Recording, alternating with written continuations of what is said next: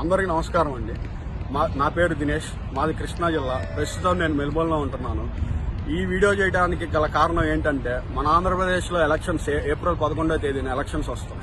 So ఆ ఎలక్షన్స్లో మనం చూసి ఓటేయాల్సింది ఏంటంటే, మన ఆంధ్రప్రదేశ్ గల అభివృద్ధి చెందాలన్నా, మన అమరావతి పేరు అఖండ దేశాల్లో వినపడాలన్నా, మన సంక్షేమ పథకాలు అమల్లో కావాలన్నా, మన పేదరికం పోవాలన్నా, మనందరికీ ఉద్యోగాలు రావాలన్నా, మా అందరి భవిష్యత్తు బాగుండాలన్నా, మనం ఏప్రిల్ 11వ తేదీన ఒకటే పని చేయాల్సిన విషయం ఏంటంటే, మన సైకిల్ గుర్తుకి ఓటేయటం మనం చేయాలి. మళ్ళా మన అందరం కలిసి మన ఆంధ్రప్రదేశ్ని చంద్రబాబు గారికి చేతుల్లో పెడితే మనం ఎంతో అభివృద్ధి చెందుతామని నేను అనుకుంటున్నాను.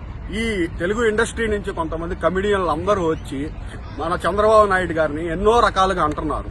వీళ్ళు గత 4 ఏళ్లుగా వీళ్ళందరూ ఎక్కడ ఉన్నారు?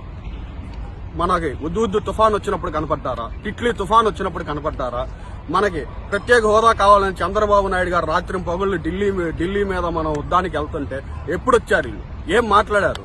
ఏమి ఇచ్చారు మన ఆంధ్రప్రదేశ్కి? ఒక్కరోజన్నా మన ఆంధ్రప్రదేశ్ లో కనపడ్డారా వీళ్ళు? నేను అడుగుతున్నాను. మోహన్ బాబు గారు, మీరు ఎక్కడున్నారు సార్? ఈ 4 ఏళ్లు ఏం మాట్లాడుతున్నారు సార్? మీకు తెలుసా రాజకీయం? మీకు తెలిసి ఉండొచ్చు, బట్ చంద్రబాబు నాయుడు గారు ఏం చేస్తున్నారు ఏంటి అనేది మీరు ఒకసారి మన అమరావతికి వెళ్లి ఎన్ని వస్తున్నాయి ఫండ్స్, ఎంత చేస్తున్నారు, ఎంత విలువలు చేస్తున్నారు అనేది మనం గమనించాలి. సో మన ప్రజలారా, నేను ఒకటే కోరుతున్నాను, మన ఆంధ్రప్రదేశ్ లో రేపు 11వ తేదీన ఓట్ ఫర్ సైకిల్ అనే నిదానంతో అందరం కలిసి చంద్రబాబు నాయుడు గారి చేతుల్లో మన ఆంధ్రప్రదేశ్ ని పెడదాం. So thank you. Johar NTR.